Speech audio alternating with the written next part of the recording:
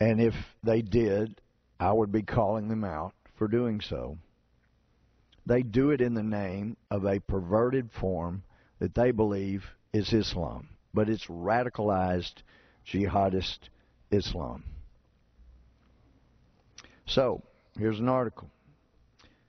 October 21st, 2010, Secretary Napolitano appoints Islamist to Homeland Security panel. Well, it turns out Mohammed al-Bari had been appointed to her Countering Violent Extremism working group, and apparently it impressed somebody to the point that a year ago, October 21st of 2010, Secretary Napolitano swore him in as being part of the Homeland Security Advisory Council.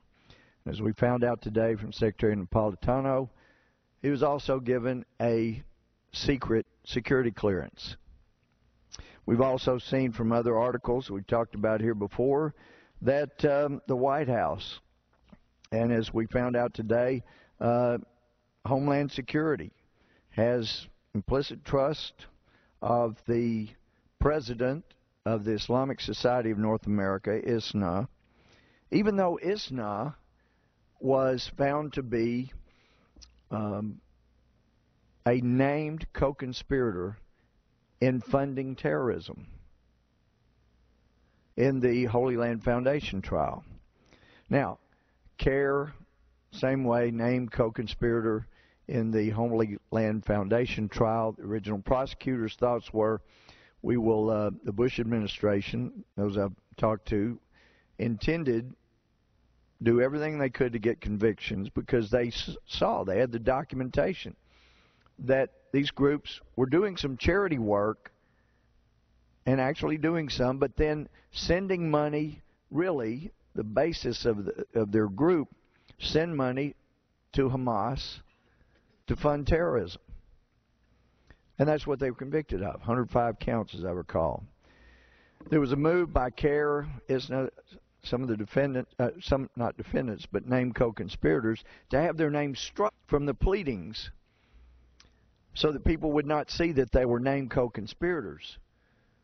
But both the judge at the trial court and the Fifth Circuit Court of Appeals found there was sufficient evidence to show that they were co-conspirators in funding terrorism, and therefore they did not, as a Fifth Circuit rule, they weren't going to have their names removed. The evidence was there, and in fact, got some of it here. Now, there were boxes and boxes and boxes of documents that have these kind of checks and ledgers and deposit slips and things like that that make a clear case that these groups ended up providing money that funded terrorism. But this Department of Justice, headed by Attorney General Holder, decided not to pursue all of these other named co-conspirators. They let the cases drop. And not only would they not pursue them, they ended up, actually, we have the president of ISNA, who we find in the comments that have been on the White House website, actually led the iftar prayers a year ago at the White House, and actually have a very nice relationship from what the Deputy National Security Advisor said with the National Security Administration, the National Security Advisor, and the President. We found out from one article that all it took was with two individuals who were going to participate in training law enforcement at one of our intelligence services. All it took was reporting, calling the White House, reporting to the White House that people were going to say bad things about radical Islam, and that people that wanted to kill us were radical Islamists, and explain how you could look for people who were radicalized, look for telltale signs. The White House, according to one article, intervened And we know for sure the conference was canceled immediately before the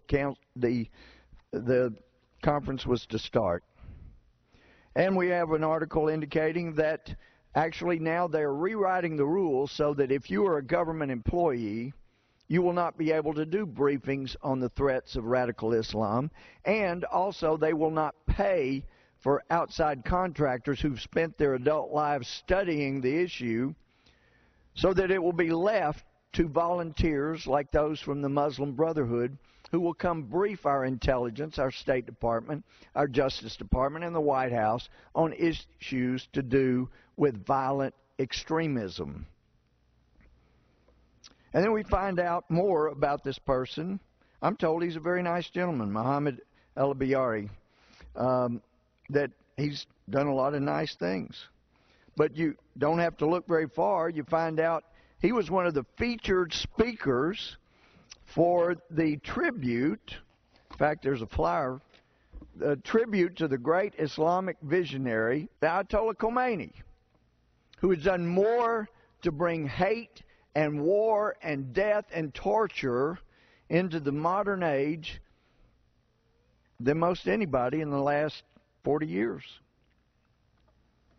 And he's a named presenter in the tribute to the great Islamic visionary. And then we find out not only did he but also he's written articles. He got after the administration for the prosecution of the Holy Land Foundation, thought the trial was unfair and unjust, uncalled for. He also speaks glowingly of Qatbi, who is the Muslim who was executed in Egypt in the 1960s after being convicted or found to have conspired to kill the leader of Egypt. But he has many writings, and, well, he's held in high esteem not only as a basis for Osama bin Laden, feeling that he should be a barbaric killer and destroyer, but also for Mr. al-Biyari. And so we have an article he wrote about the verdict misrepresenting the situation with the Holy Land Foundation. And we have an article from the Dallas Morning News where they go through and cite so many of these things that seem to indicate we should be very careful about giving Mr. al-Biyari access to secrets. But he's been given by this Homeland Security group secret clearance.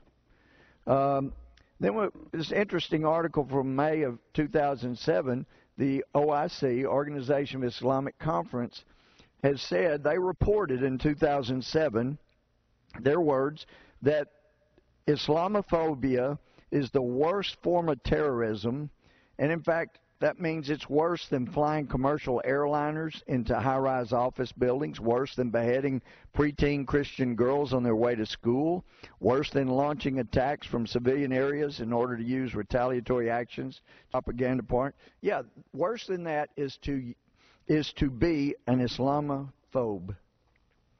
Then we find out that the ACLU and the Islamists are joining hands, and I found out yesterday that